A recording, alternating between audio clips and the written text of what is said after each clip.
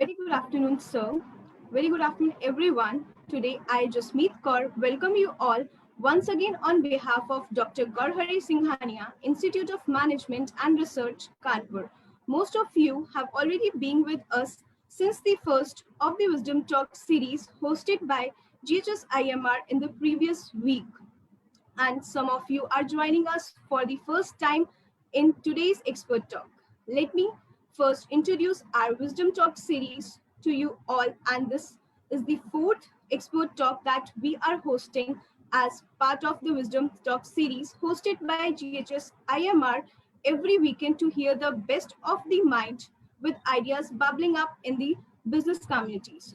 The online platform would be a portfolio of experts from all walks of life to share their ideas and valuable insight.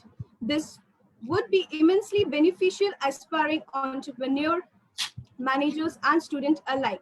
Before we proceed further, let me give a small glimpse about GHS IMR. Dr. Gaurhari Singhania Institute of Management and Research, popularly known as GHS IMR, is one of the oldest and the premier management institute established in 1995 by JK Organization, one of the India's leading and the respected industrial conglomerate. GHS IMR aims at developing technical, professional, and the managerial excellence along with the social and the cultural sensitivity in students. In the previous series, we have witnessed insightful talks by Mr. Rajesh Srivastava, Head Marketing Communication, Nishan Motors, Mr. Nishal Mahajan, Founder Director, 3S Educator Company, and Dr. Sumit Raghunath, General Manager, Revenue and Marketing Strategy, Jagran Prakashan Limited.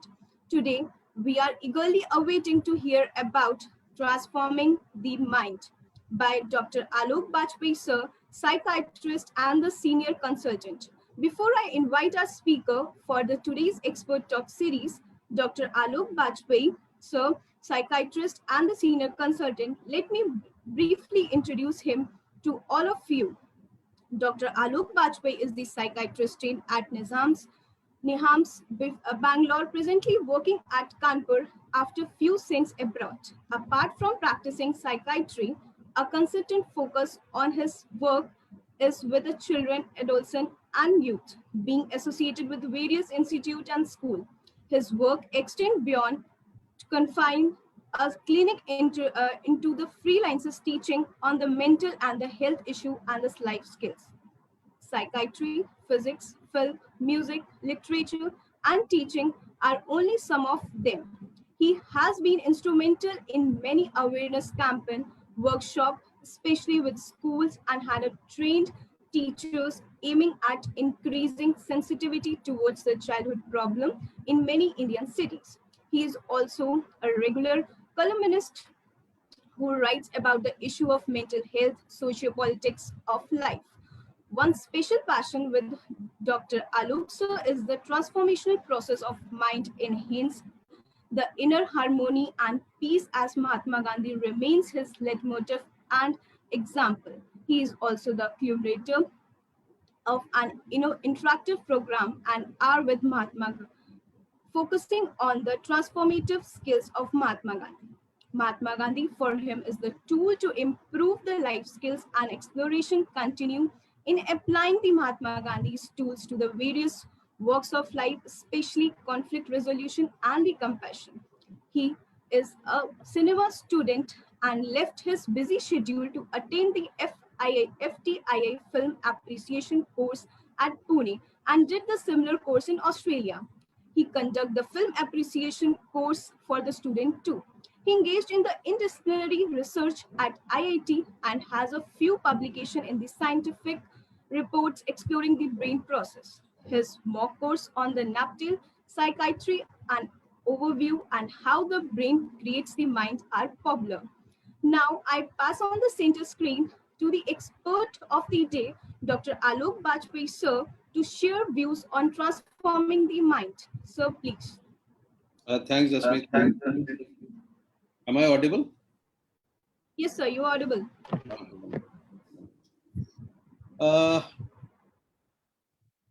First of all, whatever it's, I think, afternoon now. 2 minutes pass, right? I hope all of you are keeping well physically and mentally to whatever extent you can pull through. Because we are talking about mind. Jasmeet. Jasmeet, Yes, sir. Yes, sir. should I stick to English or Hindi or what? Shekhar? Mixed. It can be mixed. Mixed. Okay. See, when we talk of mental health, we almost hear every day, along with COVID, mental health and all those things are becoming very important, and people are talking how to maintain mental health in these cruel times, and इसके बाद क्या होगा जब Covid खत्म हो जाएगा. और already I was telling Shekhar कि people are already looking at chances and opportunities, or maybe out of compassion or charity or whatever, या पोस्ट कोविड क्या करना है. तो ये सब आजकल बड़ा chaos है. तो आप अखबार खोल लें या टीवी देख लें, हर तरफ से कुछ ऐसा है कि आजकल लोग, जब हम साइकियाट्रिस्ट के पास भी आते हैं तो दो फिनोमिना हो रहा है. ये फिनोमिना समझना बहुत जरूरी है. अचानक हिंदुस्तान में there is a whole outburst of counselors and psychologists. Some of them are trained, some of them are not trained. जो नहीं भी बन रहे हैं काउंसलर और साइकोलॉजिस्ट, वो भी सोच रहे हैं किसी ना किसी को कंधा दें, कैसे करें. ये नेचुरल ह्यूमन टेंडेंसी है कि जब क्राइसिस हो तो everybody wants to do something. कि आप दिमाग के अचेतन मन में ये है कि you should not be left behind, number one. And number two, whatever you want to help human beings, I totally respect that. But when you talk of mental health, not many people are actually trained in handling that. Even Hindustan के अगर आप अतीत में जाएं, past में जो scriptures थे हमारे, वेद और उपनिषद, गीता, इवन रामायण और महाभारत, जो मैथोलॉजिकल टेक्स्ट हैं हमारे, और गौतम बुद्ध और इवन गांधी तक, एक बहुत डीप थॉट था इस कंट्री में जो मन के बारे में बात कर रहा था. Not necessarily they were talking about the neuroscience of brain and all that what we talk today. Largely it was about the मन.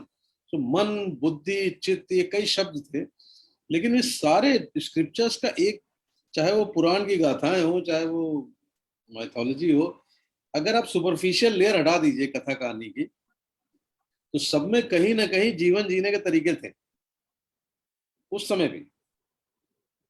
तो एक बात तो ये बिल्कुल निश्चित समझ लीजिए कि अगर आजकल किसी को मेंटल हेल्थ प्रॉब्लम हो रही है, आजकल किसी को स्ट्रेस हो रहा है, या आजकल कोई संघर्ष कर रहा है अपने को ठीक रखने में, तो कोई परेशानी की बात नहीं, बहुत कोई नई बात नहीं. क्योंकि अगर जिस समय ये सब स्क्रिप्चर्स और ये सब लिखे जा रहे थे, तो जाहिर सी बात है कोई हेल्दी लोगों के लिए तो नहीं लिख रहे थे. अगर लोग हेल्दी होते, स्वस्थ होते, मस्त होते, तो किसी मस्त और सुखी आदमी को कोई को बताएगा जाके कि तुम मेंटली हेल्दी हो जाओ. तो जाहिर सी बात है उस वक्त भी लोग परेशान रहते होंगे कि लाइफ कैसे जी जाए, और इस एक डाउट से कैसे जी जाए से people would relate to what was being taught by some people. अब उन ज्ञानियों में कुछ लोग थे, एक तो जिन्होंने बहुत गहरे जाके कुछ सत्य निकाला, दूसरे ज्ञानी थे जिन्होंने उस सत्य को लिटरेचर में परिवर्तित किया, तीसरे ज्ञानी थे जिन्होंने लिटरेचर से भी निकाल के श्लोक और स्त्रोत और ये सब बनाए इजी करने के लिए. लेकिन बदमाश लोग भी थे कुछ जिन्होंने उसको इतना ऑब्स्क्योर और इतना कठिन कर दिया कि आम आदमी की पहुंच के बाहर हो गया वो. तो ये सब layers and layers of knowledge है जो हम सबके पास है.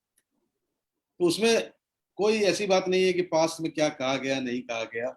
वो कहा गया, उसमें सब कुछ सही नहीं था, कुछ काम की चीजें थी जो कुछ लोगों को पता है, कुछ को नहीं पता है आज की तारीख में.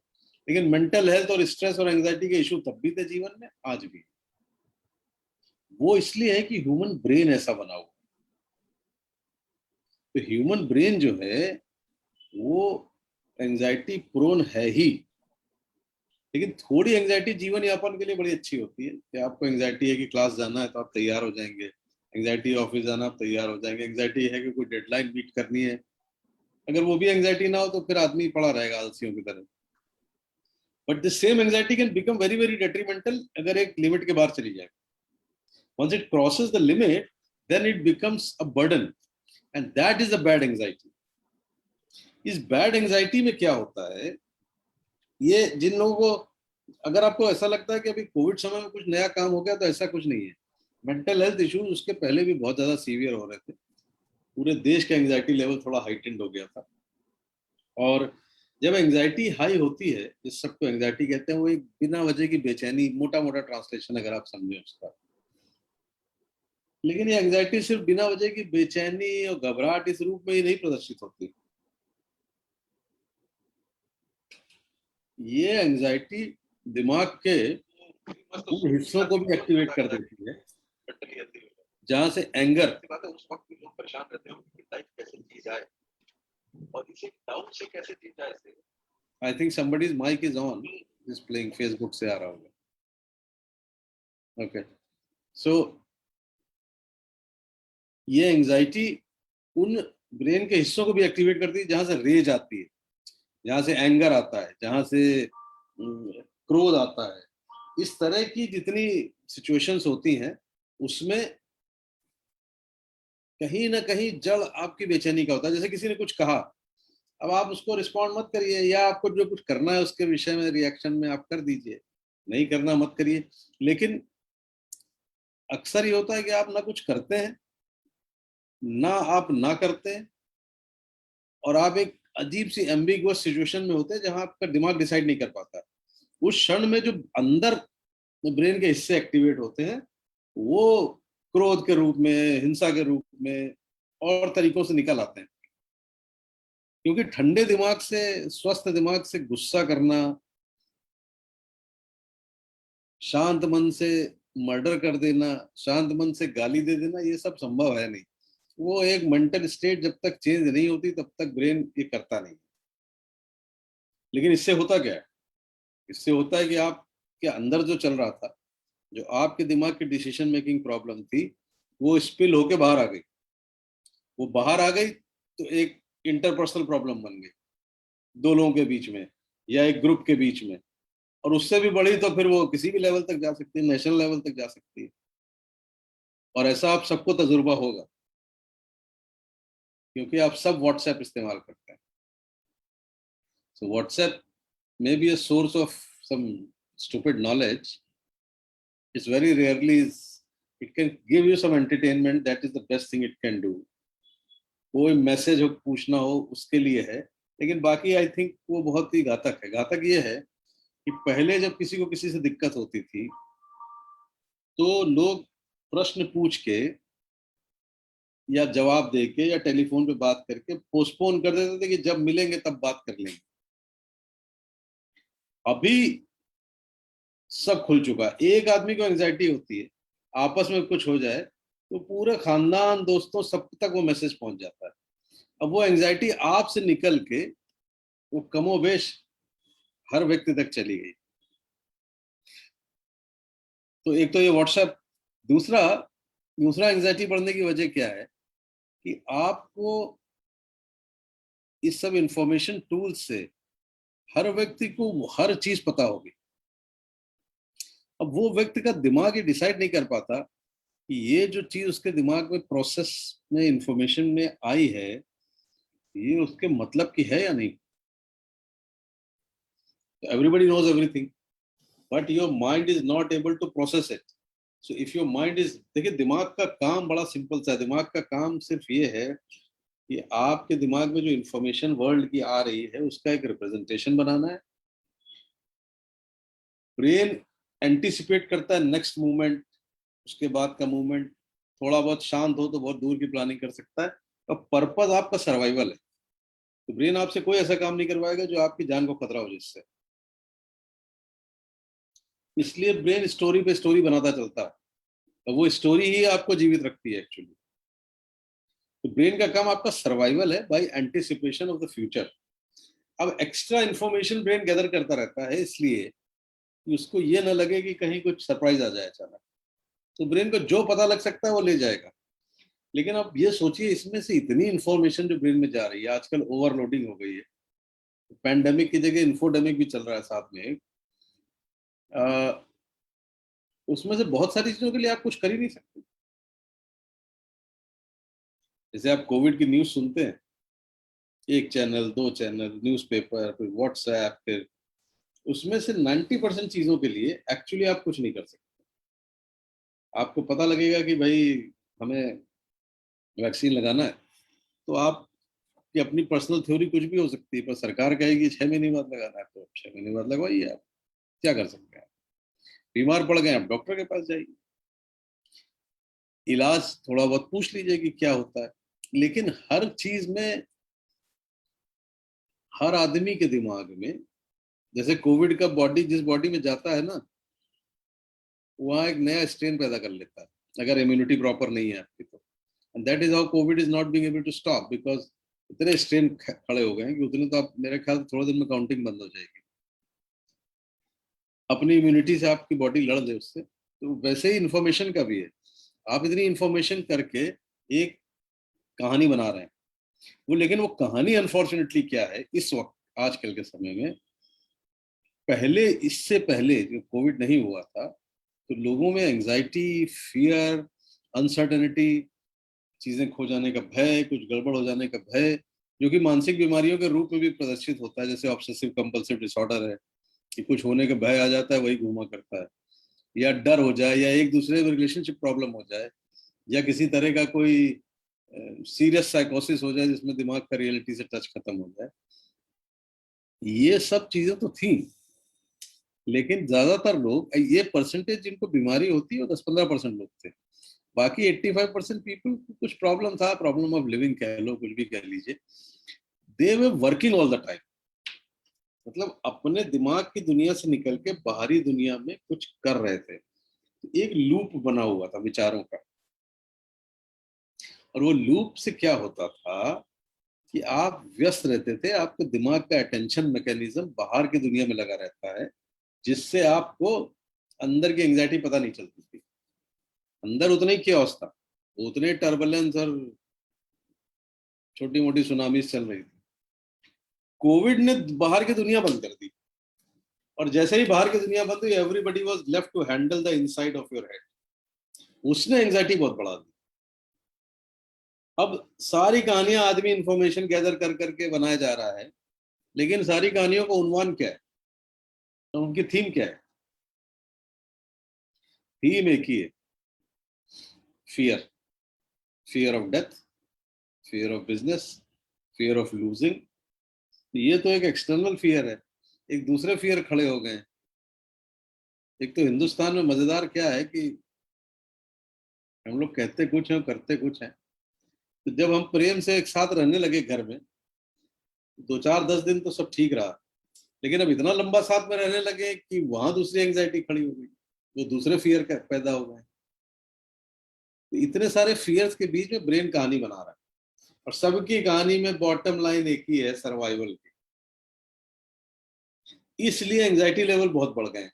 अब बच्चे हैं, यंग बच्चे हैं, उनको शायद मौत का उतना डर नहीं, पर उनको करियर का डर है। 12th के बच्चे को पता नहीं उसका एग्जाम होगा कि नहीं होगा। जिसको विदेश जाना है उसको ये नहीं पता कि वो जा पाएगा कि नहीं जा पाएगा। तो इस तरह के हर लेवल पे बड़ा मतलब क्योस है। तो अब लोग क्या कर रहे हैं? अब लोग बताते नहीं कि डिप्रेशन है, कि एंजाइटी है, कि उदासी। उदासी तो ज्यादा आजकल दिख नहीं रही। You will be surprised, seriously आप मानिए मेरी। लोगों को लग रहा है बड़ी उदासी, उदासी नहीं, इस वक्त घबराहट है। लोगों के दिमाग डम हो गए। डम से मतलब इंटेलिजेंस वाइज नहीं, लेकिन उनकी इंटेलिजेंस को इस एंजाइटी ने ऐसा कवर कर दिया है, फ्लैट हो गया। कंसंट्रेशन लॉस, किताबें नहीं पढ़ी जा रही, सिनेमा नहीं देखा जा रहा, लोग बैठ नहीं पा रहे हैं एक दूसरे के पास, सबर से बैठते नहीं, कोई बिना काम के बैठना तो भूल ही जाइए आप। This is a major change. और मैं as a mental health professional, as a neuroscientist, मैं अक्सर आजकल सोचता हूँ कि ये अभी जो हो रहा है, होप इट इज टेम्परेरी। क्योंकि ब्रेन की आदत है कि बहुत लंबा अगर एक ही स्ट्रेस में या एक ही सिचुएशन में रहता है तो वैसे ही बिहेव करने लगता है। तो अगर ऐसी कॉग्निटिव स्टेटस और ऐसी सोचने की स्टाइल बन जाएगी, तो आने वाले वक्त में भारत का होगा क्या? अमेरिका और इंग्लैंड की चिंता मत करिए, you are not to bothered about them right now. what will happen to people? Will we have people who are not able to think deep as it is? Covid के पहले भी कई वर्षों से, कई डिकेड से, 2 डिकेड से तो मैं कह ही रहा हूँ कम से कम ये कि डीप थिंकिंग की कैपेसिटी हमारी खत्म हो चुकी है। और ये सिर्फ आम जनता की बात नहीं, इंस्टीट्यूट्स का भी वही हाल। तो आप एक्सपेरिमेंट करते रहते हैं, कुछ पेपर लिखते रहते हैं, लेकिन वो आप देखिए जो Hindustan was known for a deep thought, वो डिसअपियर हो गया फॉर सम ब्लडी रीजन। और भी ये भी हो गया, अभी तो आप आदमी बिल्कुल ही सुपरफिशियल लेवल पे जीने लगा। तो ये खतरा है। जाने तो बच जाएंगी, जिनकी अफसोस है, जिनकी गई और जिनकी जाएगी, पर जो बच जाएंगे उनको तो जीना पड़ेगा। तो खतरा एक तो जान का है कोविड की बीमारी की वजह से, उससे बड़ा खतरा दिमाग की दुनिया का है। कि अगर डीप थिंकिंग, बैठ के रैशनलाइज ना करना, जब ये सब कंफ्यूजन ब्रेन में बहुत होते हैं तो फिर आप अपने से निकल के सहारे ढूंढते हैं। तो सहारे अच्छे भी हो सकते हैं, बुरे भी हो सकते हैं। सहारा एक ईश्वर भी हो सकता है, जो आप आंख बंद करके बैठेंगे, उसकी याद आएगी तो आपको थोड़ा बल मिलेगा, उससे कुछ समस्या हल करने के लिए ईश्वर को बुलाना थोड़ा ज्यादा छोटा काम है उनके लिए। तो आप समस्या हल करिए, बल ले लीजिए उससे। आपके गुरु होते हैं, मंदिर जाते हैं, पूजा पाठ करते हैं, ये सब संबल है। कोई गुरु ना किसी का जीवन बदल पाता है, ना कोई किसी को मोक्ष दिलवा पाता है। तो जो आजकल के शॉप्स खुली हैं जो आपसे वादा कर रही हैं कि पहुंचा देंगे, जरा सोच समझ के उन पर यकीन करिए। और मुझ पर भी मत करिए यकीन, अपनी बुद्धि पे करिए, लेकिन अपनी बुद्धि तो इस्तेमाल करनी चाहिए। इसलिए बहुत जरूरी है, इसीलिए इस टॉक का टाइटल मैंने रखा transformation. To try to understand how do we transform. ये हम पास्ट के लोगों से सीख सकते हैं। ट्रांसफॉर्मेशन सिर्फ ये होता है, ये देखना। देखिए, चेंज और ट्रांसफॉर्मेशन में फर्क समझिए। एक पुलिस वाला खड़ा कर दिया जाए, उसकी वर्दी दूर से देख के लोग लेफ्ट साइड पे गाड़ी चलाने लगते हैं। ये पुलिस वाला हटता है, कानपुर वासी तो सब जानते ही होंगे, जैसे ही पुलिस वाला हटता है फिर शुरू हो जाता है। रेड लाइट पे तो कोई रुकता नहीं, इस चक्कर में चालान भी हो जाते हैं कि पीछे वाला गाली दे रहा है, आप रेड लाइट पे रुके हैं, चालान पे करते रहिए। मेरे तो 4-5 हजार रुपए इसी चक्कर में जा चुके हैं। बेटा नहीं है, जो भी स्थिति है। तो चेंज आएगा, पुलिस वाला हटा, आप फिर शुरू हो गए। ट्रांसफॉर्मेशन है कि पुलिस वाला हो चाहे ना हो, मैं लेफ्ट में चलूंगा और रेड लाइट पे रुकूंगा। जो जर्मनी में होता है, यूके में होता है। मुझसे 4 दिन पहले कोई पूछ रहा था कि ऐसा क्या है कि उन कंट्रीज में सिस्टम चलता रहता है, सब ऑर्गेनाइज सा, और हमारे यहाँ देखिए क्या होता है। तो मैंने कहा वो इसलिए है, मेरे ख्याल से सोचिएगा, and I would like that आप लोग भी कुछ इनपुट दें इस पे, कि वहां पे वो व्यक्ति पूजा के दौर से निकल चुके हैं। उन्होंने हिटलर देख लिया, फासिस्ट देख लिए, युद्ध देख लिए। अब उनको समझ में आ गया ये व्यक्ति पूजा से यहाँ कुछ होने वाला नहीं। थोड़ी सी व्यक्ति पूजा यूएस में हुई थी डोनाल्ड ट्रंप की, पर लार्जली सिस्टम पे कोई फर्क नहीं पड़ा। तो उन्होंने लोगों को सिखाया, प्लस वो उस तरह से भगवान से रिलेट नहीं करते जैसे हम लोग करते हैं। उन्होंने लोगों को सिखाया it's about human behaviour and ethics, it's about human discipline, it's about human behaviour. वो बच्चों को सिखाते हैं तो बच्चा सिस्टम पे यकीन करने लगता है, और वो एथिकल बिहेवियर जो होता है वो ठीक रखता है। इसलिए सिस्टम चलते रहते हैं, कोई भी सरकार आ जाए। हमारे यहाँ अभी हम लोग व्यक्ति पूजा से नहीं निकल पाए। तो हमें लगता है हमारी समस्या कोई ठीक कर दे, डॉक्टर ठीक कर दे, भगवान ठीक कर दे, पंडित जी ठीक कर दे, कोई भी कर दे। ये सब मदद कर सकते हैं, ठीक कोई नहीं कर सकता। हाँ, डॉक्टर जब आप बीमार होंगे ठीक कर देगा, लेकिन डॉक्टर आपको जीने के तरीके बताएगा कि वॉक करो, वो आपको करनी पड़ेगी। तो आप क्या सोचेंगे कि हम 3 बार मतलब भगवान से वॉक करवाएंगे अपने लिए? ये तो गलत बात है ना। हम जब इस दौर से निकल आएंगे, जब भी निकल आएंगे, तो हम भी सिस्टम पे यकीन करेंगे। इसलिए हमारे यहाँ सिस्टम बन ही नहीं पाता, क्योंकि सिस्टम बाद में बनता है, उसको तोड़ने वाले पहले खड़े हो जाते हैं। अगर बैंक में लाइन लगनी है तो लगनी है, अगर गाड़ियां एक के बाद एक निकलनी है तो निकलनी, लेकिन आप सडनली देखेंगे एमएलए की गाड़ी बगल से निकल गई आके, क्योंकि वो बड़ा व्यक्ति है। बड़ा व्यक्ति है नहीं, ऐसा आप सोचते हैं।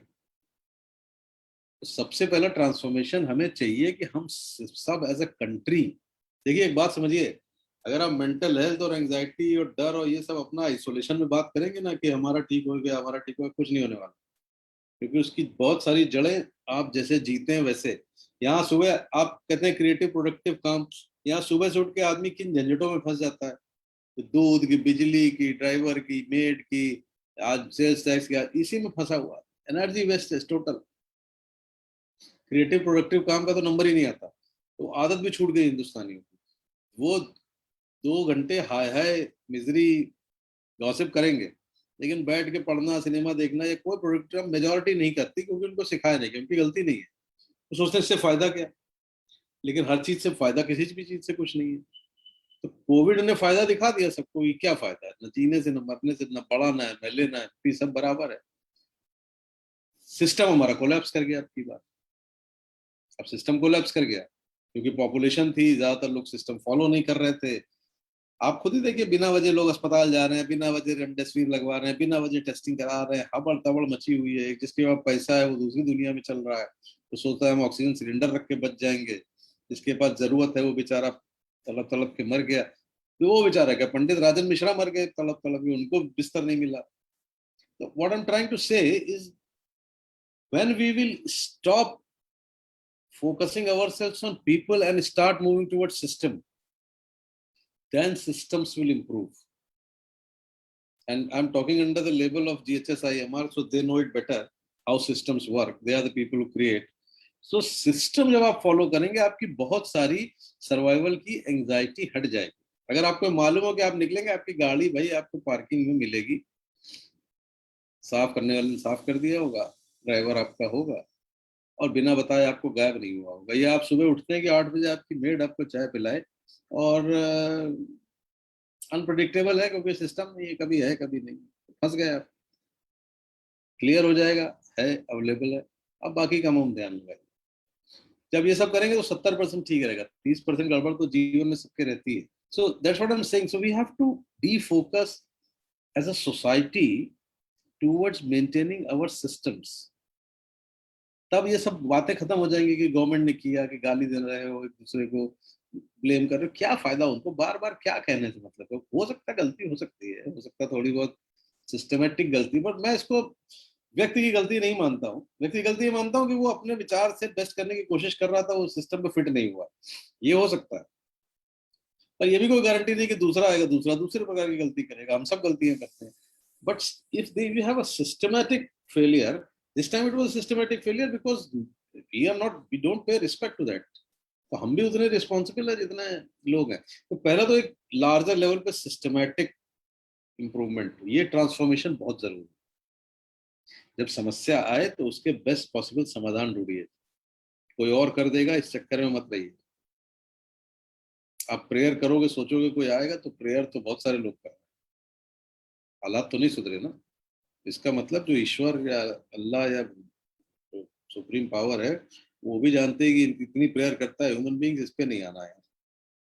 एक एक प्रेयर पे आए तो आप नचा देंगे उसको। दूसरा, फिर आप सोचेंगे कि ईश्वर जब आएगा तो फिर सब कुछ बहुत सुंदर पेंटिंग की तरह होगा। ऐसा होता नहीं। ईश्वर कभी कभी आते हैं कुछ डिस्ट्रक्शन के लिए भी, तो अपनी अपनी बिलीफ है उसमें। महत्वपूर्ण बात क्या है, अगर आप सिस्टम तब फॉलो करेंगे जब अपना ये ट्रांसफॉर्म करेंगे। आप ब्रेन कैसे ट्रांसफॉर्म करेंगे, थोड़ा कॉन्शियस रहिए, थोड़ा चेतन मन से जिए। हर चीज जो आप कर रहे हैं वो ऐसे ब्लाइंडली बेहोशी की तरह करने की जरूरत नहीं है। हर काम जो कर रहे हैं उसमें 1 सेकंड का स्प्लिट गैप देके सोचिए कि आप क्या कर रहे हैं। आप ये देखिए कि जो आप कर रहे हैं उससे लोगों का फायदा है या नहीं है। और हर वक्त सेल्फ सेंटर्ड रहने की जरूरत नहीं। हमारे हिंदुस्तानियों में एक बड़ा प्रॉब्लम अब खड़ा हो गया है, हम बड़ा सेल्फ सेंटर्ड होते जा रहे हैं। अपने बारे में सोचेंगे, हमारा ये हो जाए, हमारा वो हो जाए, हमारे बच्चे चले जाए, हमारे वैक्सीन लग जाए। नहीं होता ऐसे। We have to learn to think about the country, about people around us. आप बहुत बड़ा नहीं सोच सकते। अपने इर्द गिर्द जो लोग हैं, जो आपके परिवार के तो है, उनके बारे में तो आप सोचोगे, थोड़ा हटिए उससे, थोड़ा अपने दोस्तों के लिए, मेट्स के लिए, सोसाइटी में लोगों के लिए। पैसे से कर सकते हैं पैसे से करिए, नहीं पैसे से कर सकते हैं हाथ पैर से कर दीजिए। वो भी नहीं कर सकते तो लालच कम करिए, तो दूसरे के हिस्से को मत मारिए तो उसको मिल जाएगा। इतना कठिन काम नहीं है। गांधी जी यही सिखा रहे थे। गांधी जी इसीलिए बर्दाश्त नहीं होते आजकल लोगों को, क्योंकि गांधी जी जो सिखा रहे थे वो बड़ा इनकन्वीनियंट है। वो इनकन्वीनियंट है। इनकन्वीनियंट इसलिए है क्योंकि वो इम्पॉसिबल नहीं है, इनकन्वीनियंट। क्योंकि आपको कंटिन्यूअस अचेतन मन में से हट के चेतन मन में आना पड़ेगा। और आपका जो सेल्फ है, जो मैं, ईगो जो है, वही जड़ है सारी चीजों की। और मैं आध्यात्मिक एंगल से नहीं कह रहा हूँ, प्योर साइकोलॉजिकल साइंटिफिक एंगल से कह रहा हूँ। हर चीज जो आप करेंगे वो आपको सेल्फ को फीड करती रहेगी, वो आपको परेशान करती रहेगी। तो आप सेल्फ से बाहर निकलिए। This is what Gandhi was teaching. He was teaching empathy, कि कैसे आप दूसरे के जूते में put yourself in the shoe of the other person and feel. जब आप दूसरे को फील करेंगे तब आपकी हिंसा कम हो जाएगी, क्योंकि ये गलती आप कर सकते हैं तो दूसरा भी कर सकता है। तो आप दोनों एक ही लेवल पे हो, तो किससे गुस्सा कर रहे हो, अपने से कि दूसरे से? तो ये रेज कम हो जाएगी। ये रेज कम होगी तो गैप्स कम होंगे। देखिए, गांधी जी जैसा आदमी या बुद्ध जैसा आदमी या कृष्ण जैसा आदमी, ये लोग क्या कर रहे थे? ये सिर्फ गैप कम कर रहे थे। गांधी जी ने तो सब कुछ छोड़ ही दिया, गैप कम। हर चीज जो मनुष्य के बीच में, मनुष्य के बीच में गैप क्या क्रिएट करता है? अहंकार। और अहंकार कैसे बढ़ता है? बचपन से आप स्कूल में सिखाते हैं फर्स्ट आ जाओ, शेयर मत करो, रेस में दौड़ो। ये रेस में दौड़ते दौड़ते आदमी इतना अहंकारी हो जाता है, उसको सिर्फ अपनी दुनिया दिख रही है। फिर आप कार खरीदेंगे, घर खरीदेंगे, डिग्री बटोरेंगे, प्रोफेसर बन जाएंगे, डॉक्टर बन जाएंगे, ये सब अहंकार। कहीं भी बन जाओ, जो बनना है, पॉलिटिशियन बहुत बड़े बन जाओ, तो भी अहंकार। हर आदमी अपना घर से बाहर निकलता है अपनी अहंकार की एक दुनिया लेके, और सारा दिन उसको फीड करने की कोशिश कर रहा है। इसमें ही गड़बड़ है सारी। इसको आसान नहीं हटाना। मैं ये नहीं कह रहा हूँ बड़ा आसान है हटाना। गांधी जी को भी 50 साल लग गए थे करने, बुद्ध को भी कई साल लग गए थे। पॉसिबल है। गड़बड़े होंगी, 20% होंगी, 30% होंगी। लेकिन आप ये सोचिए, जब आप कुछ रिएक्ट कर रहे होते, कोई आदमी ने आपको कुछ कहा है, मान लीजिए 2 साल बाद मिलता है आपसे, वो कुछ बोलेगा, उसके पहले ही आपका दिमाग एक इमेज खड़ी कर देगा कि मैं, ये तो ऐसे ही है। या वो किसी के बारे में इमेज बना लेते हैं कि ये तो गड़बड़ है, तो वो जो बोलेगा आपको गड़बड़ लगती है। आपका मेड कुछ कर रही है, आपको मालूम है गड़बड़ी करेगी, तो ईमानदार है ही नहीं, तो आप उसके हर एक्ट को बेईमान समझेंगे।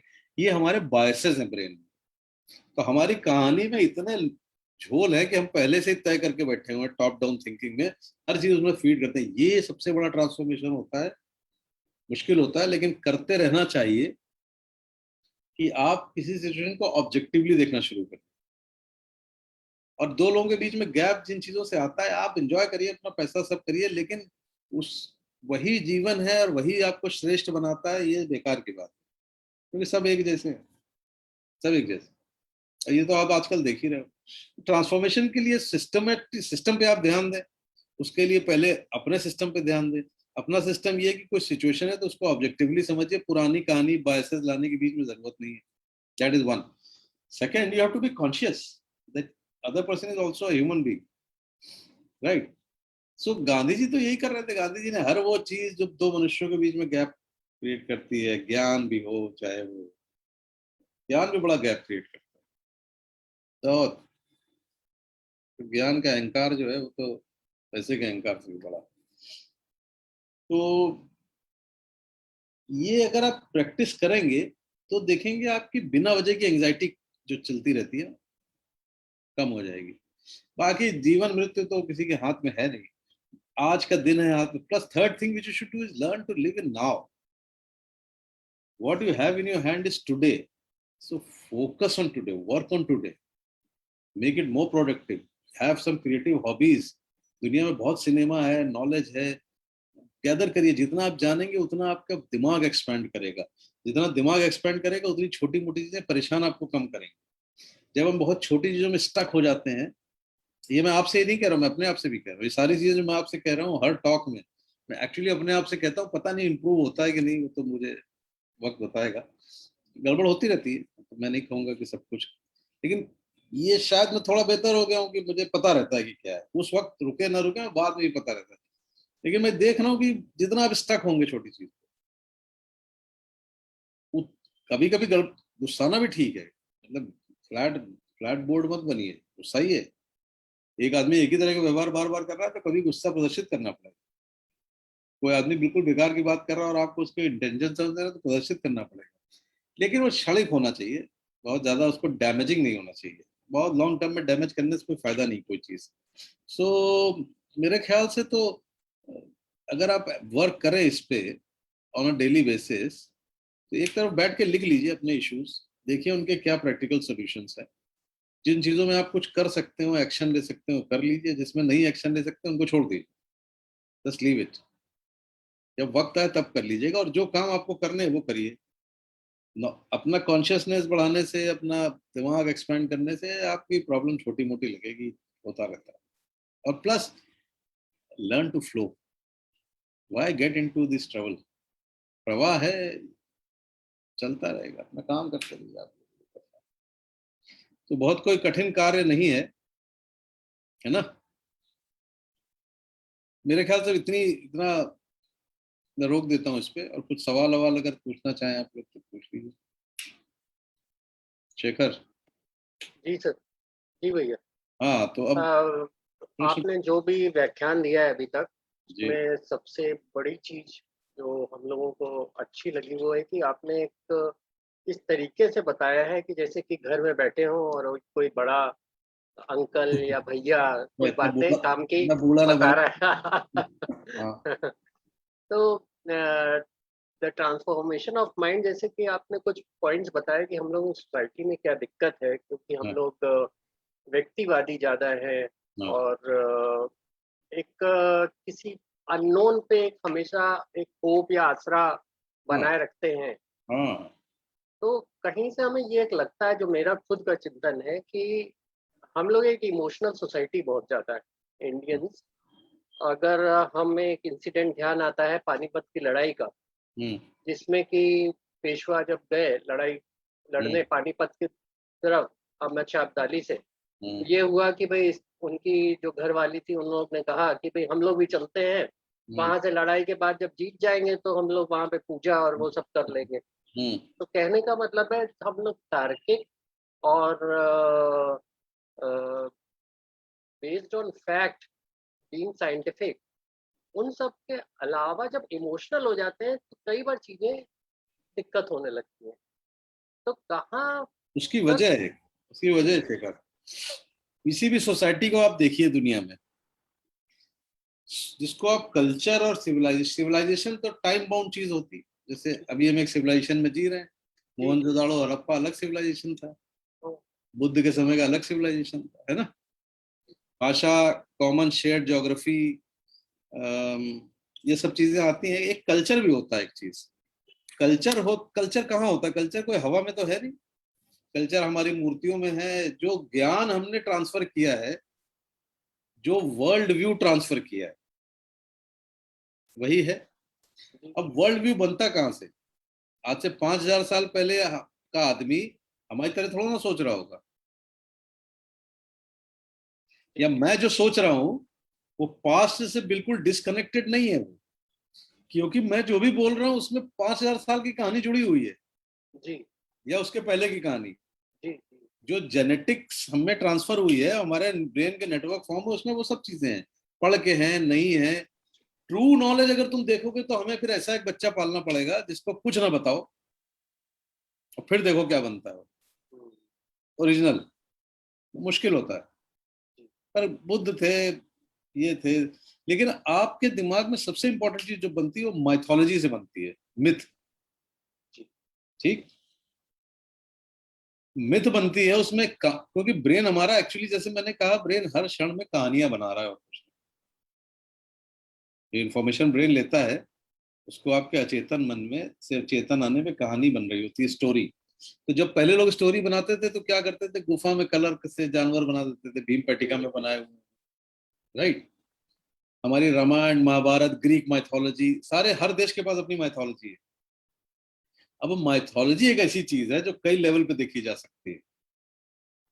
एक कहानी होती है, उस कहानी के अंदर लेसन्स होते हैं, कुछ कनेक्शन डिवाइन से होता है और कुछ ह्यूमन से होता है, राइट।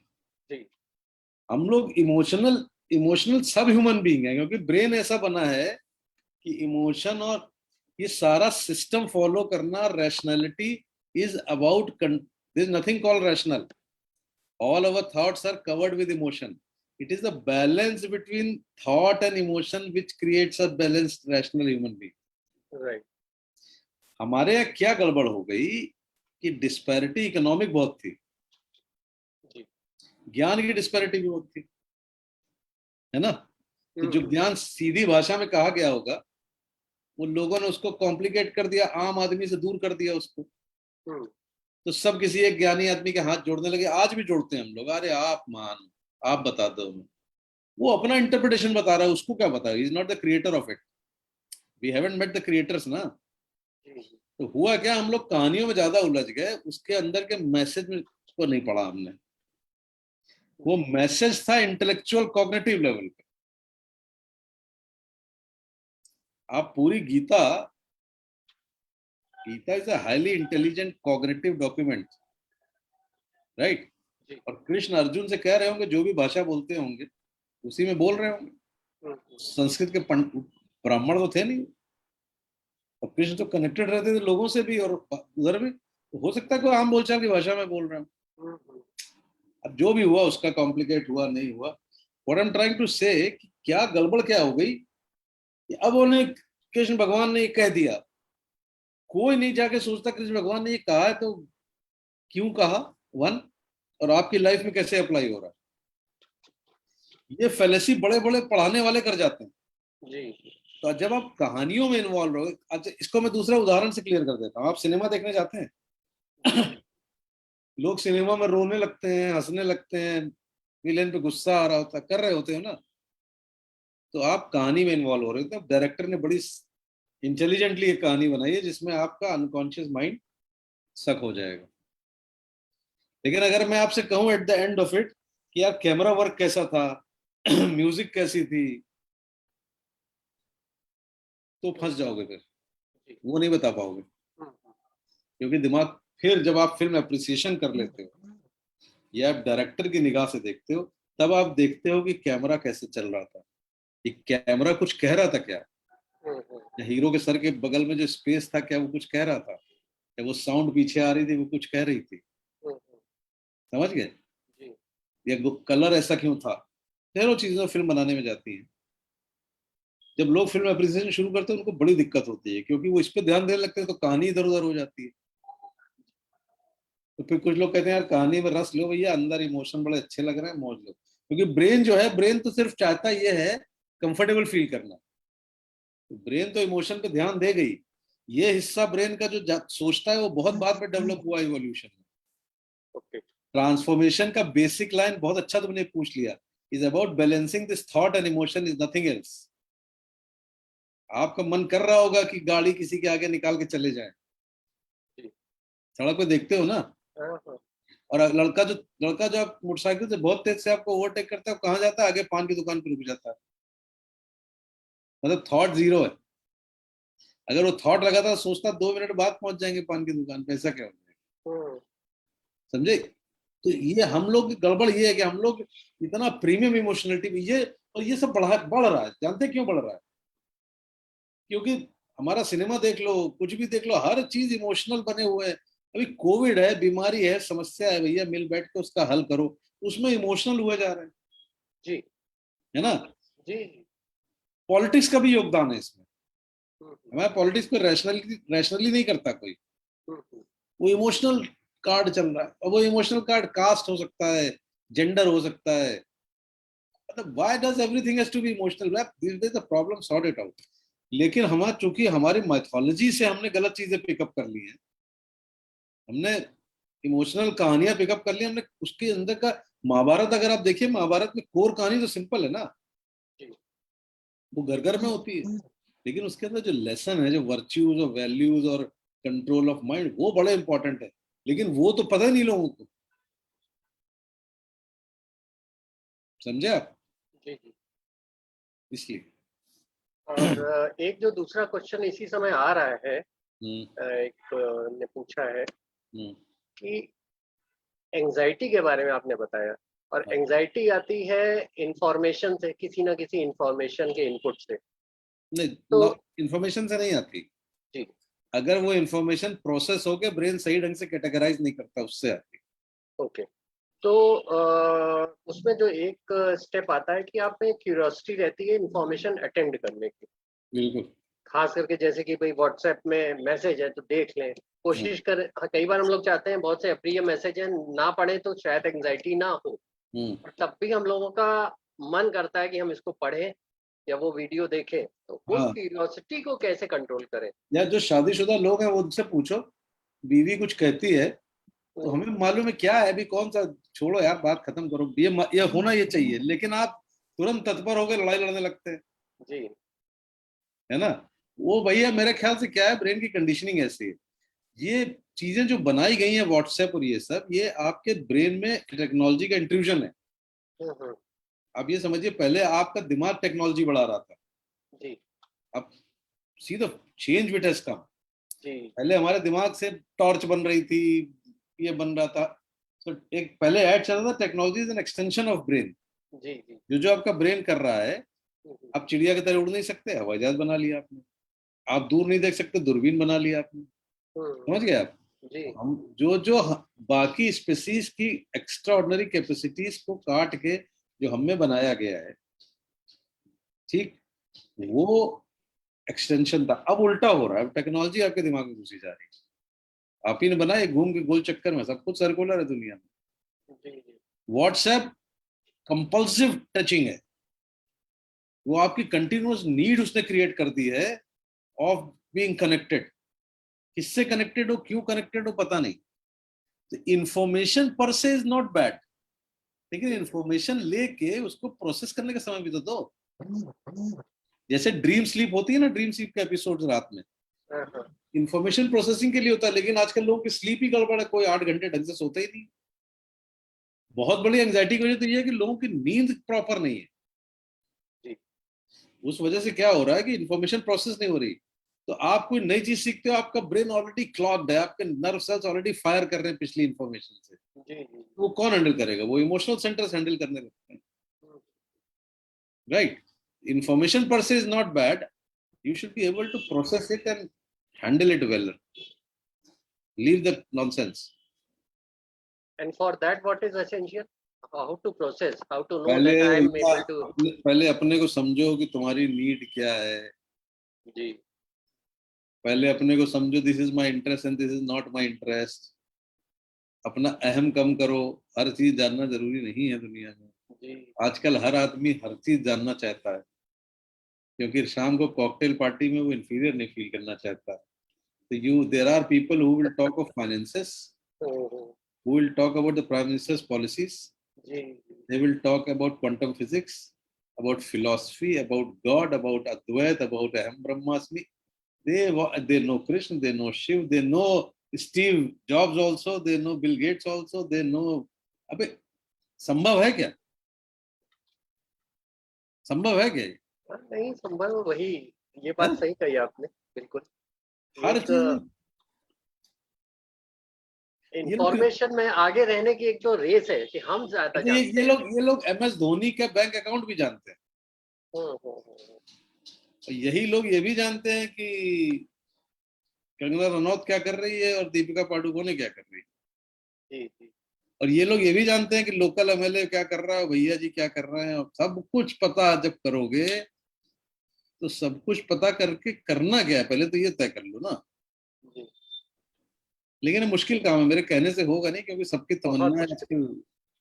देखो, दिमाग को कंट्रोल करना अपने आप में। इसकी शेखर वजह है, इसकी वजह जी ये है कि हम लोगों ने कहीं बीच में जी अपना कॉग्निटिव स्ट्रक्चर और अपना जीने का तरीका भूल के जी अमेरिकन मॉडल ऑफ हैप्पीनेस ले लिया, जी जी जो टोटली एक्सटर्नल चीजों पे अमेरिका जो। अब मैंने आपको बताया था ना सुबह, हो कि मैंने किसी से कहा कि अगर विदेश में रह के हिंदुस्तान की हेल्प करना चाहते हो, जी तो यहाँ आके करो, वहां से मत करो, है ना। और ब्रिटिश सिस्टम यहाँ क्यों चला रहे हो, पॉपुलेशन कम है यहाँ, लेकिन हिंदुस्तानी जो विदेश में रहते हैं वो अच्छे वेल मीनिंग लोग हैं, बड़ा देश का नाम कर रहे हैं, लेकिन वो ऐसे ही वैसे ही हो गए। ज्ञान ज्ञान क्या कहते हैं उसको, मतलब ऐसा लगता है ज्ञान बह रहा है वहां से, तो यहाँ कुछ पता ही नहीं किसी को। अंडरस्टैंड, जी this tendency is coming in everybody in this country. हो तो रियल ज्ञानी तुम्हें दिखेंगे नहीं, मुश्किल से मिलेंगे, बहुत कोशिश करनी पड़ेगी उसके लिए। गायब हो आ, जाएंगे थोड़े दिन में, रियल ज्ञानी तुम्हें मिलेंगे 10 साल बाद, तो ढूंढने से नहीं मिलेंगे। जी तो आज का भगवान कौन है फाइनली? अगर हम कोविड के समय में देखें देखो भगवान तो भगवान ही है, जी वो अपनी जगह है, वो कुछ कर रहा है कि नहीं कर रहा है मुझे पता नहीं, जी क्योंकि भगवान तक हमारी आवाजें पहुंचती भी है कि नहीं मुझे उसी में शंका है। भगवान भी कई लेवल के हैं ना। जी जी जी एक जिनकी आप मूर्ति पूजा करते हो, जी एक जिनको मूर्ति पूजा के ऊपर अपने मन मस्तिष्क में बसाए हो सकता है उनका भी कोई भगवान हो जिस कई यूनिवर्स समाहित किए हुए अपने आप में। जी उतना बड़ा भगवान जिसके मल्टीपल यूनिवर्सेस उसकी जेब में होंगे, वहां तुम अब पहुंचोगे कहां से? और भगवान का शेप क्या है आपको पता नहीं ना, तो कोविड भगवान क्यों नहीं हो सकता है? और एक बीच में सवाल आता है जो कि बड़ा दिमाग को परेशान करता है कि कोविड के समय में एकदम से हम लोगों की जो एक कहते नहीं है होप है या फेथ है उसको बड़ी झटका लगा है। फेथ तो खत्म हो गया। जी फेथ का नाटक बहुत बढ़ गया है। जी जी इसका कुछ बाबा लोग फायदा उठाते हैं, मैं नाम नहीं लूंगा उन लोगों के, लेकिन कुछ लोग जीरो से लेके हजारों करोड़ के आदमी जो बन गए हैं वो फेथ का फायदा उठाए, क्योंकि आपका एक्चुअल फेथ जिस गॉड से है, आप बीच में एजेंट क्यों चाहते हो भाई? आप कोई भी फेथ हो, आप नमाज पढ़ते हो, आप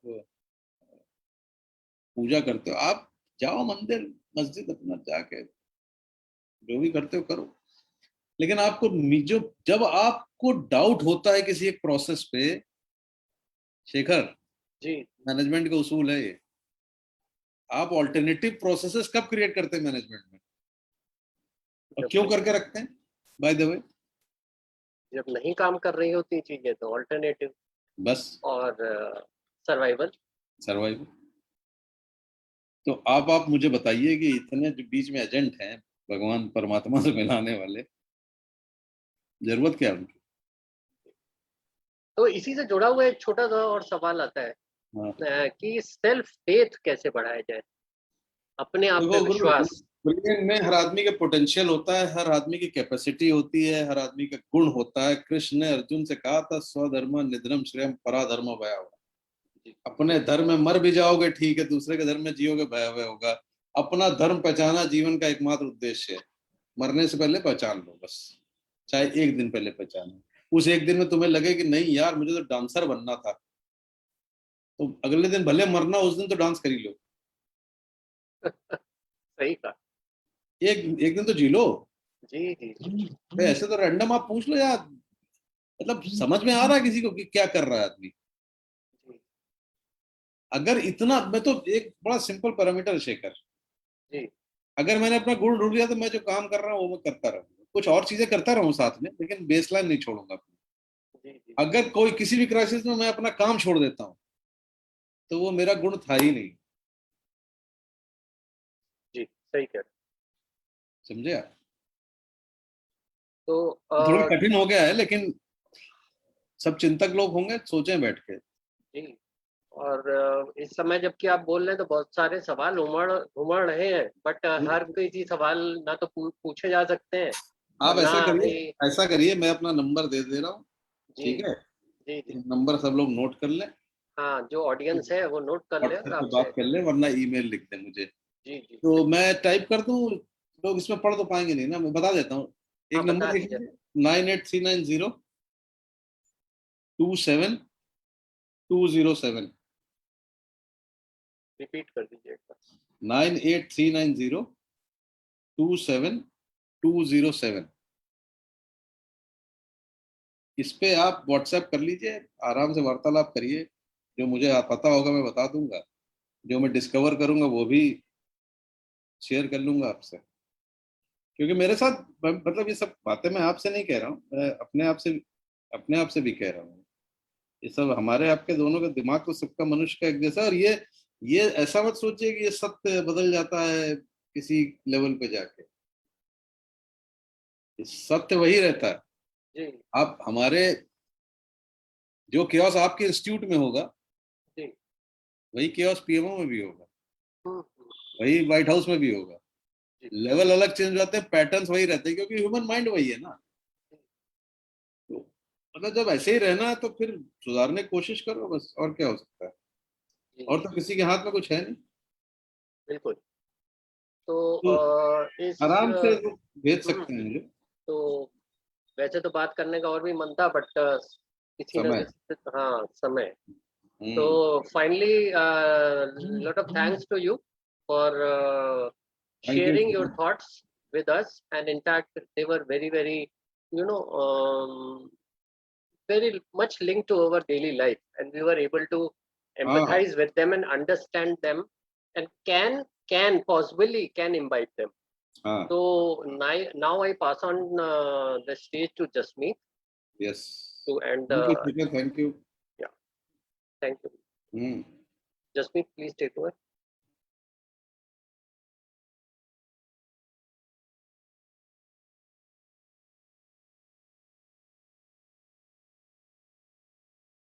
Jasmeet, kindly take over. Network गड़बड़ हो गया उसका शायद, Possibly. कोई बात नहीं, कोई बात So finally, on behalf of GSMR, again, हाँ। I thank you. Right, and अगर I कभी think अगर कुछ we लोग चाहें डीपर डिस्कशंस, जी जून में हम लोग फिर से एक बार मिल सकते जूम हैं। पे 100 लोग तो हो ही सकते हैं। जी इट्स ऑलवेज बेटर कि वो लोग ऑन वीडियो ऑन फेस आ जाएं मेरे, बिल्कुल भैया, मैं देख के करेंगे बात, तो वो कभी भी कर सकते हैं। बिल्कुल करते हैं। ठीक ठीक है, है। तो भैया थैंक यू वेरी मच। हाँ जसमीत, डोंट वरी, शक्ल दिखाओ अपनी।